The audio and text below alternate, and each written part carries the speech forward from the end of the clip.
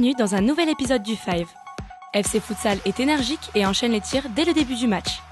Métro arrive néanmoins à retrouver un esprit solidaire, ce qui leur permet de remonter dans le score. Premièrement, je suis un peu déçu. C'est vrai que c'était un match assez serré.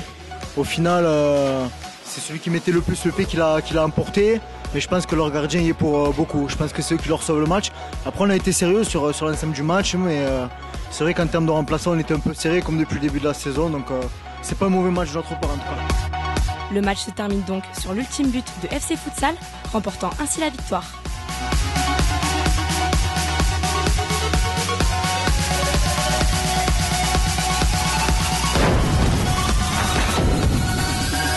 Dans les premières minutes du match, Alu de l'Aspre inscrit 2 buts consécutifs.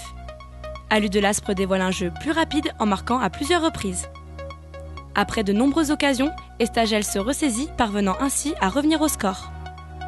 À l'approche du coup de sifflet final, la tension monte entre les deux équipes.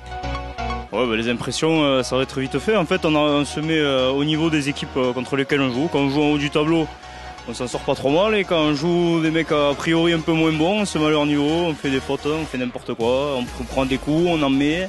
Et au final, on gagne alors qu'on doit gagner largement. On finit juste.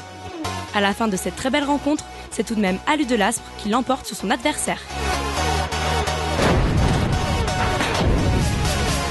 Paul Vert commence fort et ne laisse aucun répit au goal de Foot 66.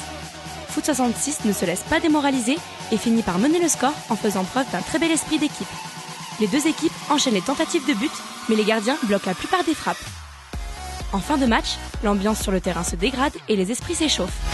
On a fait une mauvaise entame de match. Après, c'était un match assez serré, et bien engagé, avec un bon esprit quand même. Et on est bien remonté au score. Et ça a fini comme au match aller, un match nul. L'équipe adverse, ils ont fait de très bonnes entames. Et physiquement, ils étaient très forts. Donc c'est là aussi qu'on a pêché un petit peu. Les deux équipes n'arrivant pas à se départager, le match se conclut donc par une égalité. Perpy 5 ouvre le score dès l'entrée de jeu. Expo Fruits domine la rencontre et fait subir une grosse pression à l'équipe adverse qui n'est plus efficace. Face à leurs difficultés, Perpy 5 fait part d'un manque de fair play. Expo Fruits temporise le jeu et ne laisse aucune chance à l'équipe adverse. Normalement ouais. Bon, on avait commencé 3 victoires d'affilée. Mais là ce match-là mentalement on n'était pas bien, physiquement aussi. Ouais, plutôt un arrangement défensif. Mais ouais, surtout défensif, facilement on essaie de tirer, de frapper, cadrer, mais bon. En face à un bon gardien, donc c'est parfait, alors on essaiera plus tard quoi. Expo Fruits nous offre un match à sens unique qui se termine par une victoire contre Perpy 5. En début de match, les actions se multiplient et les deux équipes ont du mal à trouver le chemin des buts. SCD Alu ouvre le score en inscrivant plusieurs buts consécutifs. FC Réseau se reprend en main, pose son jeu et réduit l'écart du score. SCD Alu lâche prise et son adversaire en profite pour prendre le large.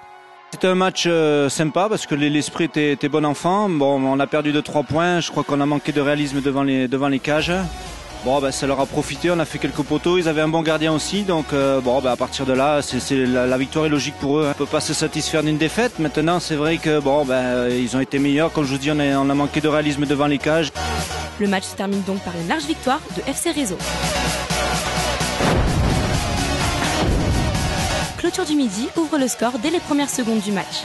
Les deux équipes nous offrent une belle tactique de jeu en combinant précision dans les tirs et intelligence dans les passes. SNE prend l'avantage sur Clôture du Midi en se montrant rapide et imprévisible. Clôture du Midi revient en force et reprend le dessus à la fin du match avec une meilleure défense et une attaque plus efficace. On a fait un bon match contre les seconds. Fallait le gagner absolument, on l'a fait. Voilà. On a eu du mal parce qu'en face ça jouait bien. Devant ils nous ont bien embêtés. On a réussi quand même à maintenir un score supérieur à eux. C'est une équipe de copains d'abord.